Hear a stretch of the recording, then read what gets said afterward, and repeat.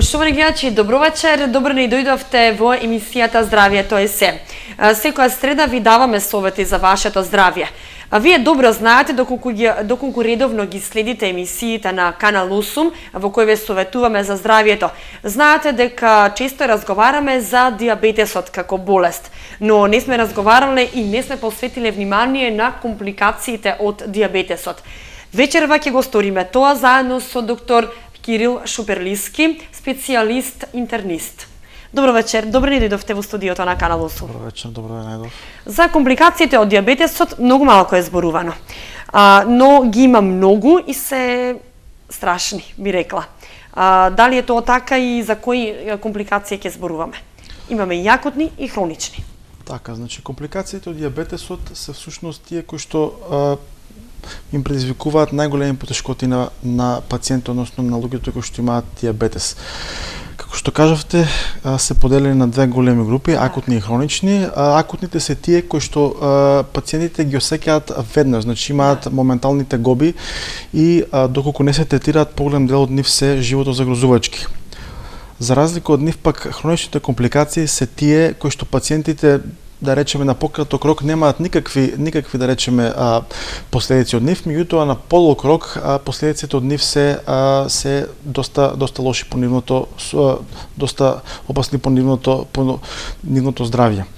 Значи акутните компликации, како што кажавме, доколку брзо ги има, значи се три вида на акутни компликации, доколку брзо не се реагира, значи може да бидат и правилно не се реагира, може да бидат да го загрозат животот на пациентот. Човекот кој што има диабетес. Така. Сега само да кажеме дека бројката на заболени од диабетес рапидно расте секојдневно и во Кочани и затоа не би било лошо да ги објасниме компликациите и луѓето да сватат дека и превентивата е многу важна за диабетесот. Така да.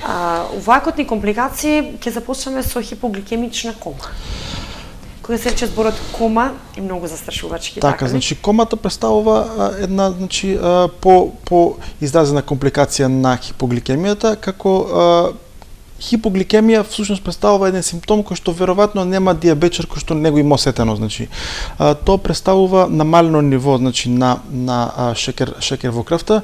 Генерално се смета дека е тоа под 3,9 милимоли, меѓутоа зависно кај диабетчарите може да биде различно. Значи кај некој кој што е константно пониско нивото на шекерот во крвта, нивните рецептори се малце десензибилизирани, така да тие толерираат релативно добро пониски нивоа на шекер во крвта, па така да значи кога и под 3,9 кај нив не се јавуваат симптоми, меѓутоа опасно е тука тоа што кога ќе дојде, значи опасно ниско нивото, веднаш може да настапи кома. Кај повеќето пациенти, значи како што кажавме, под 4 3,9, значи тука се јавуваат првите симптоми на хипогликемија. Значи тие може да бидат од слаби, средно изразени и јако изразени симптоми. Во главно кај повеќето луѓе се јавуваат симптоми како тремор, ладна пот, вознемиреност, глад и секој човек може да ги почувствува секој човек, да, дури ако не е диабетчар, диабетчарите, како што кажавме, особено, значи, речиси да нема диабетчар кој што ги нема осетено тие симптоми. Сега, доколку тие се симптоми, значи, рапидно изразени, значи, крајно може да дојде и до мозочно оштетување или пак крајно може да дојде и до смрт. Најчесто, значи, хипогликемијата се јавува кај пациенти кои што се на инзулин и кои што примаат таблетарна терапија од типот на сулфонилуреа, како што е глибадалот. Значи, овие пациенти, доколку се добро едуцирани, доколку соодветно ја примаат својата терапија и ја применуваат соодветната диета, веројатно полетко ќе ги осеќаат овие симптоми. Меѓутоа, доколку заборават да земат оброк после боцкањето на инзулин, тоа зависи од тоа каков инзулин, ако е брзо делувачки, а заборават да земат оброк после тоа или пак после терапијата, значи таблетарна исто така не земат оброк, значи за некое време почнуваат да ги осеќаат овие симптоми. Исто така да напоменам дека и физичката активност исто така ја зголемува осетливоста на рецепторите во човечкото тело за инзулинот, така да значи помало количина на инзулин значи се зголемува осетливоста на рецепторите, значи помала количина на примен инзулин делува како поголема количина, значи шекерот побрзо паѓа, така да и тогаш можат да ги доживеат овие симптоми. Најдобро е, значи препорачливо е, тоа веројатно го знаат диабетичарите со полог стаж, да имаат кај себе нешто некаков шекер, нели, концентриран, некаква сладка, некаква, значи некој газиран пијало како Швепс, Кока-кола, нешто, нели, кој што брзо го качуваат шекерот, тоа нели не е добро да се не е препорачливо они да им конзумираат тие нели работи, меѓутоа вака кога ќе им падне шекерот, мислам за се брзо вратат во нормала, препорачливо е да ги имаат блиску до себе и исто така препорачливо е да имаат некаков податок во себе, некаква картичка дека се диабетичари, значи за ако не дај Боже им се нели слоши на улица, ако изгубат свест или било како, луѓето кои што ќе ги најдат, значи кои што ќе им пружат помош, да можат да им пружат помош, нели? Вистинската помош, да, што е потребно. Да. Треба да се спомене дека ваквата диабетична, односно хипогликемична кома може да се појави и на луѓето кои немаат шеќер. Па добро, да, може да се појави. Поретко, да, доста ретко, тоа се значи симптоми кои што веројатно поминуваат и се беззначени. Да, повеќето луѓе ги имаат осетено, но да кажеме дека кога се јавуваат вакви симптоми, значи варијации на нивото на шекерот во крвта, добро што споменавте, да им кажеме на луѓето да се јават на лекар, пошто почетно јавување на шекерот се баш јавува со такви симптоми, значи варирање на шекерот во крвта ниско високо ниво, да набрават ОГТТ тест, па се види натака како што ќе се делува, значи да кажеме како што кажавме третманот, значи на хипогликемичната кома, доколку е во болнички услови, нормално е нели со инфузиони раствори интравенозно или пак некои други супстанции кои што нели за пациентите може би не се толку битни и како што кажавме кај нив да си имаат секогаш некаква количина на концентриран шекер со кој што ќе можат веднаш брзо да си го повратат нивото на шекерот во крвта. А колку е опасна оваа хипогликемична кома доколку не се навреме реагира? Па како што кажавме, доколку не се навреме реагира, опасна е. Да, се загубува свест и може да настане мозочно оштетување. Така тоа да како што знаеме, да, значи мозочно оштетување потоа значи остава некакви последици, нели, понатака, така да. Така. Кажавме дека хипогликемичната кома припаѓа во акутни компликации, диабетична кетоацитоза. Да објасниме по-народски, да не зборуваме нели на така, да, докторски добро, јазик, така, кетоацитоза и тоа диабетична. Да, што значи, како се манифестира? Така, значи диабетичната кетоацидоза представува компликација која што се јавува во главном кај нерегулирани пациенти, односно многу почесто кај пациенти кои што имаат диабетес тип 1. Како што знаете, како што реков, имате многу пати зборуваме за диабетесот, со тип 1 пациенти се доста помлада има нели групација на пациенти, кои што нели од различни причини се помалку дисциплинирани и помалку едуцирани и нивото на шекерот на кај крвта нивото на шекерот кај нив е доста на повисоко ниво и бидејќи постојано го носат значи така висок шекерот, можат релативно често да западнат во ваква кома, бидејќи организмот е веќе навикнат на тие количини на високо ниво на шекер. Исто така значи се јавува не само кај тип 1, него и кај тип 2, кај пациенти кои што не се дисциплинирани, не држат диета, нередовно земат терапија. Значи обично се јавува кај пациенти кои што имаат, како што кажеме, повисоки нивоа на шекер во крвта, кои што се јавуваат одредени супстанции во крвта кои што го намалуваат pH на крвта.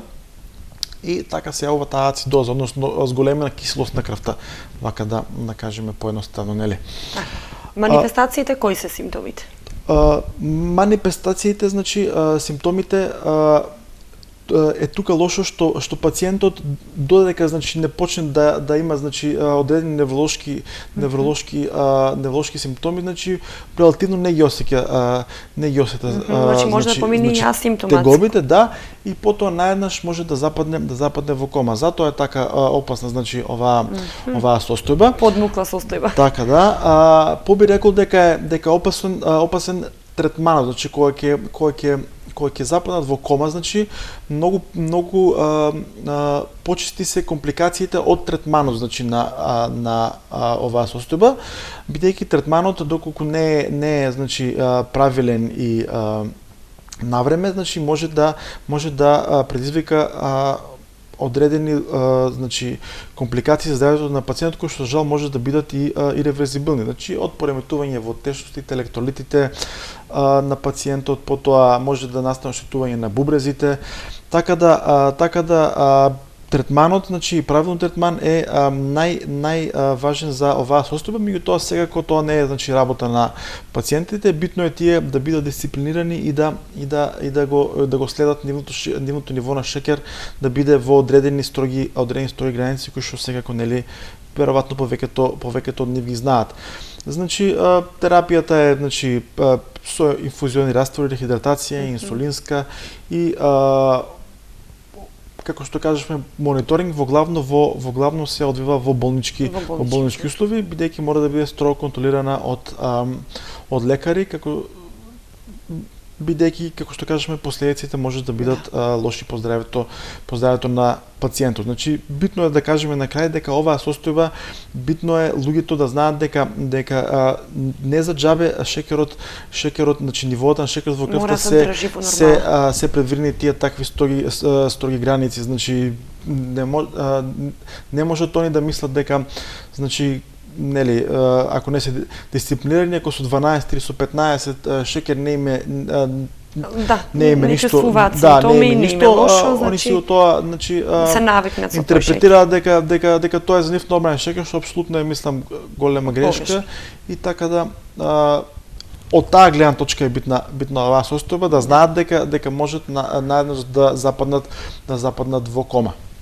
Так, во акутните компликации имаме уште една кома, хиперосмоларна, тука сме за да објасниме кои се симптомите и кај кој може да се појави оваа хиперосмоларна кома. Така да, исто и оваа состојба, значи представува доста опасна состојба доколку не се реагира правовремено, односно во голем број случаи завршува со смртност. Кај пациентите се јавуваат да речеме одредени невролошки симптоми како вознемиреност, намалени рефлекси, слабост, тремор и зголемен е ризикот од настанување на тромби во крвните садови. Или тромбемболии како што. Така да, и тоа. Исто така е многу важно да се реагира правовремено и брзо.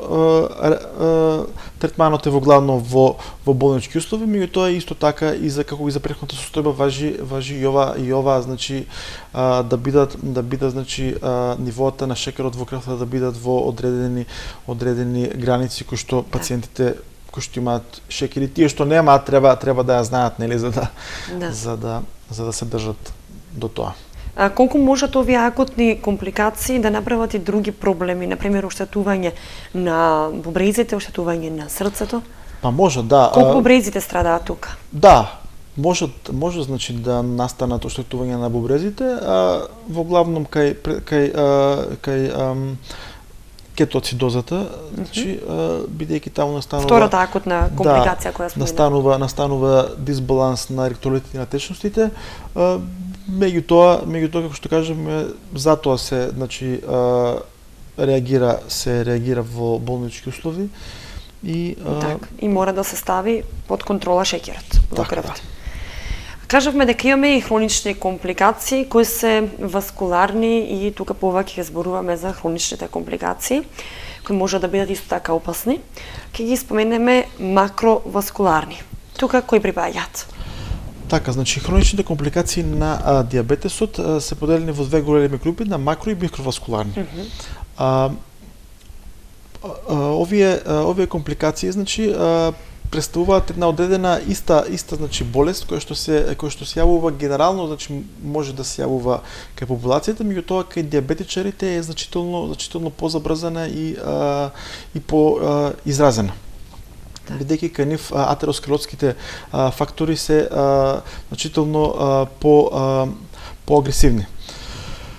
Атеросклерозата, значи за макроваскуларните право да кажеме, значи дека тие се значи всушност представува тоа една иста состојба, една иста болест која што во зависност од која регија ја зафаќа, така се и таква е клиничката слика. Значи може да бидат зафатени да бидат зафатени артериите на екстремитетите, претежно на нозите. Може да бидат зафатени артериите кои што водат крв према мозокот, каротидните артерии, артериите на срцето и може да бидат зафатени артериите на мозокот. Значи како што кажавме, во зависност кои артерии се зафатени, така се манифестира. Значи како што кажавме, атеросклерозата представува хронично инфламаторно заболување кој што се манифестира со депозиција на липиди во зидот на крвните садови, како што резултат се јавува, значи стеснување на луменот на крвниот сад, како една цевка која што се стеснува и на крајот во поизразените состојби може да дојде и до нивно запушување.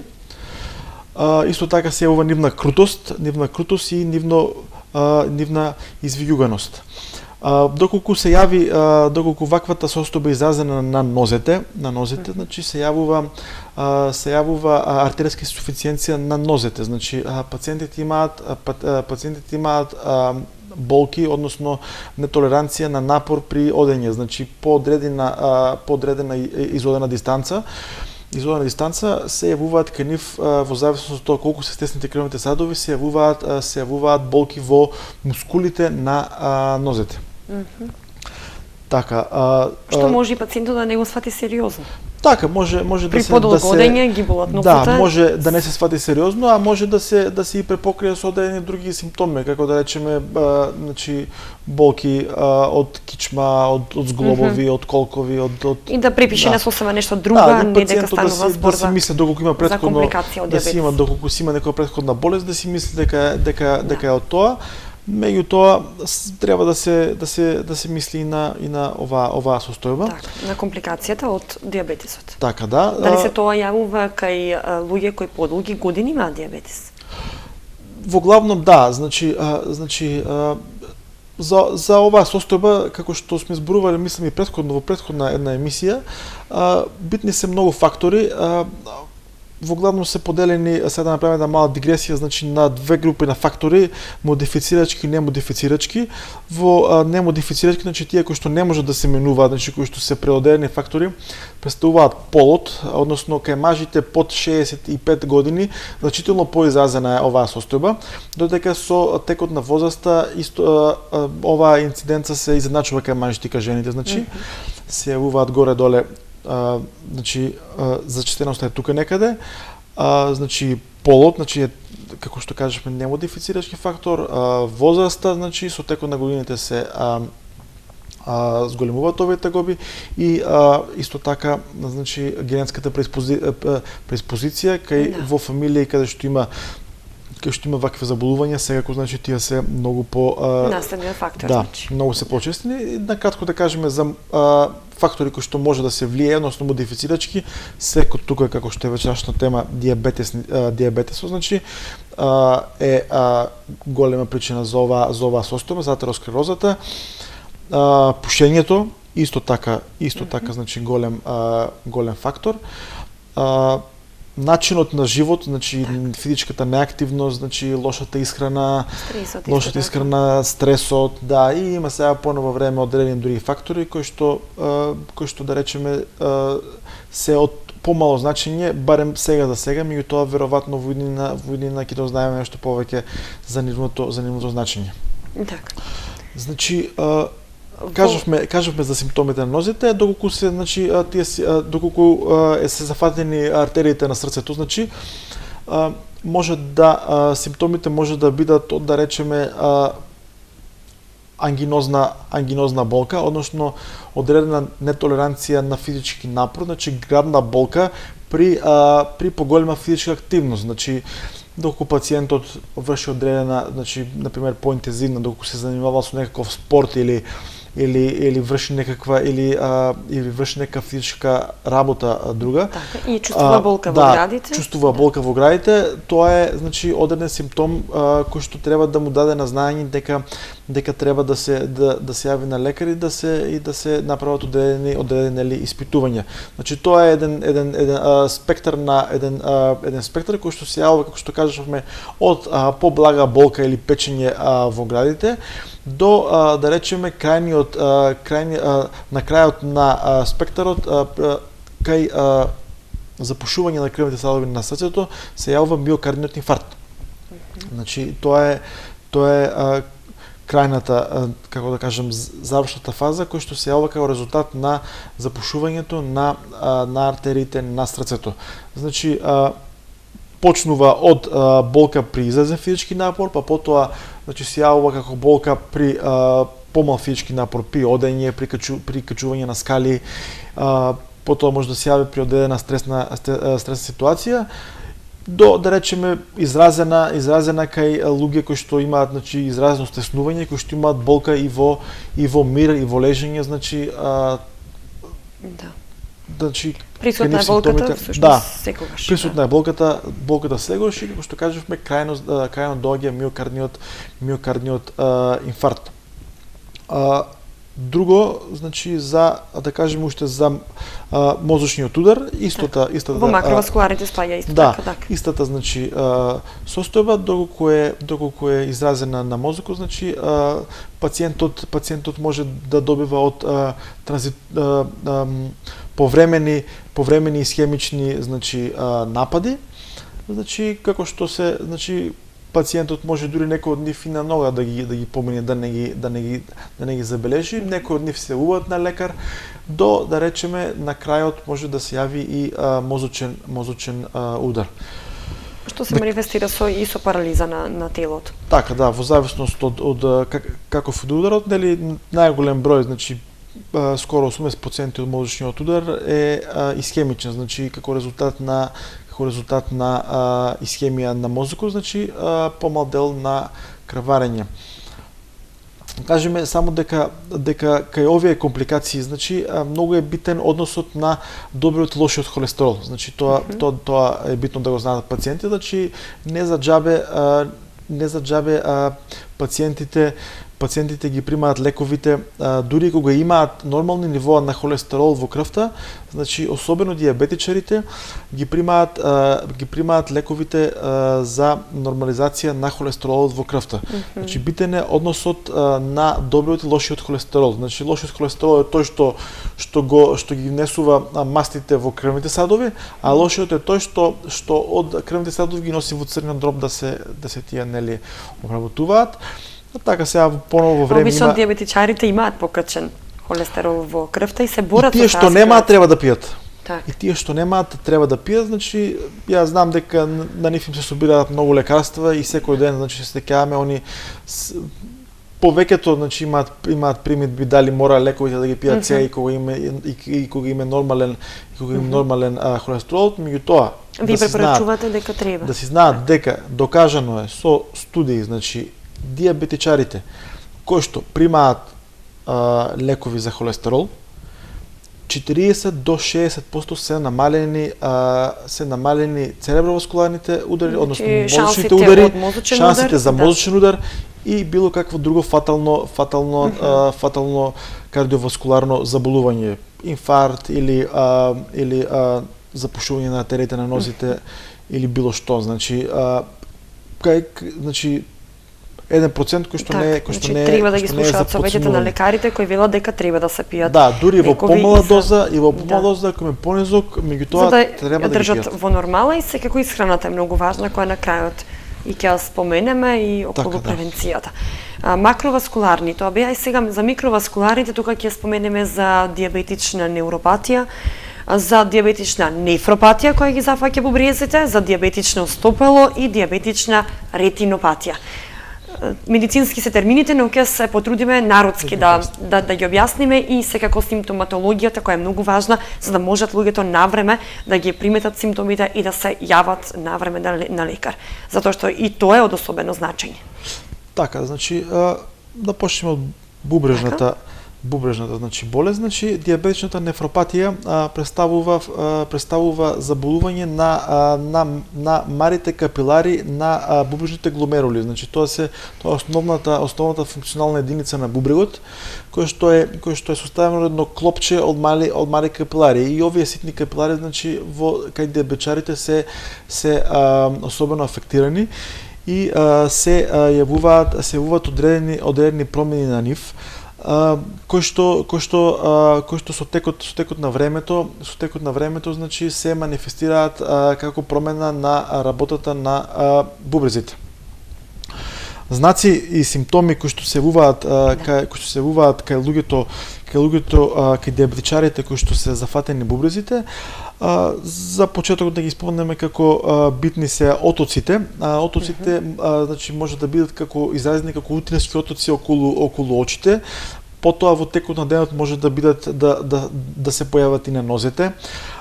Потоа може мокрачата да се прави како пена, да имат пенеста мокрача, да имаат како генерализиран отток, односно да имаат зголемена килажа, што е резултат на задашката на течностите. Значи бубрезите нели имаат функција да излачуваат течноста, а доколку затајуваат во својата функција, во организмот има задашка на течности, значи помалку се мокри.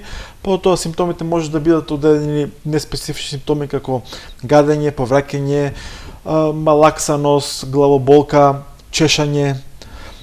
Така симптомите може да бидат доста неспецифични, меѓутоа овие пациенти така да, меѓутоа овие пациенти значи веројатно знаат дека треба да контролираат на одредено време, да контролираат лабораториски уреата креатининот, исто така на одреден период на ултразвук да ги контролираат и бубрезите, што исто така може да се добие одредено сознание докаде е стасана значи состојбата со бубрезите кај пациентот. Да кажам дека значи кога ќе се напредне значи до одреден степен на нефропатија, како и сите други значи болести на крвните садови, особено микроваскуларните, кога ќе се јави до одреден степен нема назад, значи кога ќе стаса до одреден степен на намалување на функцијата, назад речиси е невозможно да се врати функцијата, затоа е многу битно да се зачува функцијата колку што може на време, значи пациентите да ги примаат лековите кои што ги пијат, значи да не ги прекинуваат без контрола на лекарот, значи дали пациентите знаат некојаш да приговараат јас мокрам, па зошто ми се сега лекови за мокрење, меѓутоа се си има значи зошто ги взимаат тие лекови и не треба така на своја рака да се прекинуваат, така. Мора консултација со лекар. Никако да. Тоа беше за нефропатијата. Неуропатија е можеби нешто различно. Така диабетична неуропатија. Значи диабетичната неуропатија представува оштетување на нервите значи пред се на екстремитетите, на нозете, на раците, значи тоа представува состојба каде што се значи оштетени малите крвни садови кои што ги исхрануваат нервите. Значи, бидејќи тие се зафатени, нервите послабо се исхрануваат и тие со тек на времето значи доаѓаат до нивно оштетување. Дали имаме симптоми тука, дали е предржливост? Да, тука симптомите се значи доста изразени. Да кажеме дека може да биде, значи диабетичната неуропатија може да биде сензомоторна, значи може да бидат зафатени сензорни и моторни нерви, може да бидат зафатени автономни нерви, може да бидат зафатени краниалните нерви, значи нервите кои што поаѓаат од мозокот. клиничките знаци, односно симптомите кои што ги осеќаат пациентите кај диабетичната неуропатија се во главном вкочанетост, трпнење, губење на осетот на прстите, значи они осеќаат топлина, значи па после може да осеќаат како цело време да имаат, они викаат како дебел чорап да имаат облечено, значи како да не е нивна ногата ја осеќаат, значи значи специфични симптоми. Специфични симптоми, значи во зависност значи колку е изразена, и до кој степен е отишла значи симптомите дури кај некои пациенти стануваат и неподносливи, стануваат главна тегоба кај тие пациенти. Многу често значи представуваат најчеста причина поради која што се јавуваат на лекар, да. Значи се жалат на овие тегоби, потоа доколку значи се зафатени некои автономни нерви, значи може да биде зафатен значи гастроинтестиналниот тракт, па да имаат диареа, запек, значи желудочни проблеми, успорено празнење, значи како што кажавме, потоа да имаат проблеми со да речеме како еректилна дисфункција, со потенцијата проблеми, уринарна инконтиненција, значи отежнато празнење или задржување на мокрачата и така натака. Може да бидат да имаат проблеми со видот, вртоглавица, гадење, мускулна слабост, отежнато готење, зборување, мускулно треперење, значи симптомите се доста вака различни, меѓутоа сите кога се соберат на куп или комбинација од некој од нив, значи стварно им создаваат непонослива ситуација, особено кај пациентите кои што се поизразени. Како што кажав, значи представува многу честа состојба која што пациентите, особено оние што имаат подолг диабетичен стаж, значи кај нив представува главна тегоба поради која што се јавуваат на лекар. Третманот за жал пред се финансиски кошта малце повише.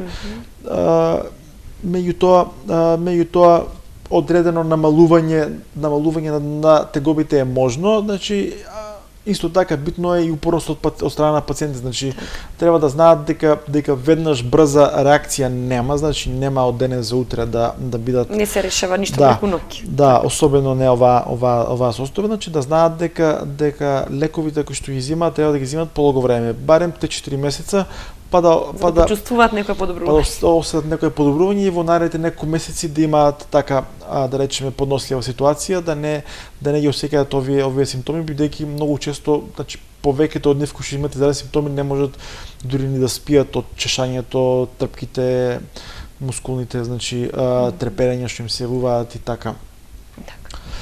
Диабетичното стопало е исто така честа појава, би рекла, или болест кој припаѓа на микроваскуларните хронични компликации. Така, значи диабетичното стопало представува една комбинација која што се јавува како оштетување на малите крвни садови и на нервите, значи тоа представува состојба која што настанува како резултат на одредена повреда или инфекција и кај овие пациенти, значи зараснувањето на раните е продолжено, одложено, значи отежнато и настануваат проблеми. Значи доколку кај нив настане некаква инфекција, значи лекувањето е многу потешко и подлого. Доколку настане некаква повреда исто така и се создаваат овие укуси или рани кои што понатака треба, значи да се посвети, значи значено внимание да се правилно санираат и да се обезбеди, значи да се обезбеди правилен третман за да не дојде до некаква ампутација на дел од зафатени од екстремитет начесто. Значи, често може да дојде до таква ситуација, за да може да биде отстранет екстремитетот. Така, да. Да кажеме дека отприлика од 30 до 50% од сите диабетичари, значи, во својот животен век, што преку 15 години имаат диабетес, имаат некаква ампутација помала. Дали е тоа прст или дел од прст или нешто или дел како или резултат дел од на оваа стапало, болест сега како резултат на диабетичното стапало. Да, како што кажува името, значи најчесто се јавува на нозите, односно на стапалото, бидејќи таму се тие повреди, инфекции најчести.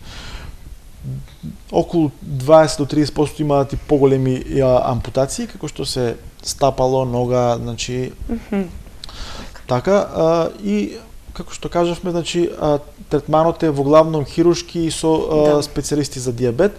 Треба да се направи правилна дренажа на раната, да се санира и да се настојува да има, значи, правилна циркулација на тој дел од телото, односно се испитува, значи, циркулацијата на тој дел од телото, да се знае каква е ситуацијата, односно какви се можностите на пациентот да има значи правилен третман, значи дали му се шансите, значи, да ја задржи ногата добри, доколку има добра циркулација, или пак доколку има некакво запушување на некоја главна артерија, шансите доколку не се реагира, значи се доста мали, да. Така, и од хроничните компликации ни преостана уште диабетичната ретинопатија, зашто останува збор кај кои пациенти се јавува и како да се превенира истата. Представува всушност истата болест, значи оштетување на малите крвни сави, односно на капиларите на очната ретина. Представува, да кажеме дека представува најчеста причина за слепило во светот. Значи, диабетичната ретинопатија. Пациентите кои што имаат диабет, особено тие што преку 5 години го имаат, треба редовно да се јавуваат на контрола на очен лекар. Со нормална контрола на очното дно. Знаат, многу пати сме зборувале дека диабетичарите често имаат проблеми со очите и затоа треба да на очното дно, значи они знаат, значи тие што ги имаат овие симптоми, а да кажем за тие што ги немаат, значи ако се јавуваат некои почетни симптоми, значи кои се почетните симптоми да ги споменеме? Па се јавуваат одредени како црни петна во видното поле, значи и намалена јасност на видот. Доколку, значи, е до некоја граница која што може да се делува, значи се прават одредени лазерски, значи третмани на очното дно, се санираат одредени, значи одредени лезии каде што може да се санираат. Меѓутоа, доколку тоа напредне до одредена граница, значи после назад нема и доаѓа како крајен стадиум, може да дојде и до слепило. Докторе, колку и на кој начин може да се превенираат ваквите компликации? Веќе диабетесот кога дошол го има пациентот, но дали може на некој начин да се превенираат ваквите компликации, кои ги споменавме, и акутните и хроничните? Добро е. Само се регулација на шеќерот или како? Па да, значи и тоа, меѓутоа добро е, значи да знаат пациентите кои прегледи треба да ги прават. Кои прегледи треба да ги прават и зошто ги прават. Значи едукацијата е многу битна. Мислам да они има добар дел на пациенти со диабет кои што се добро едуцирани, кои што се информирани за начинот на исхрана и за примањето на лековите, инзулинот, значи за контролите, која е контрола, за што е.